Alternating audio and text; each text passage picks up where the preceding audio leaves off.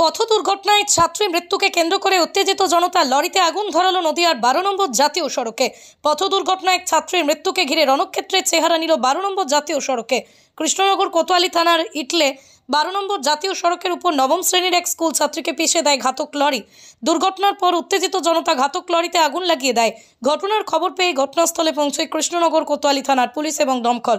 মৃত নবম শ্রেণীর ছাত্রী রিয়া বিশ্বাস তার বান্ধবীর সাথে প্রাইভেট পড়তে গিয়েছিল। বাড়ি ফেরার পথে রাস্তা পার হওয়ার সময় দুর্ঘটনা ঘটে। দুর্ঘটনার পর ঘাতক লরির চালক এবং খালাসি পালিয়ে যায়। তারপরে উত্তেজিত জনতা লরিতে আগুন ধরিয়ে দেয়। ঘটনাস্থলে দমকলের একটি ইঞ্জিন দিয়ে আগুন নিয়ন্ত্রণে আনে। বর্তমানে এলাকায় পুলিশ পিকেট বসানো হয়েছে। পাশাপাশি পরিস্থিতি এখন নিয়ন্ত্রণে। সুমিত দেবনাথের সাথে অরিজিৎ ঘোষালের রিপোর্ট, ক্রাইম বেঙ্গল, নদিয়া।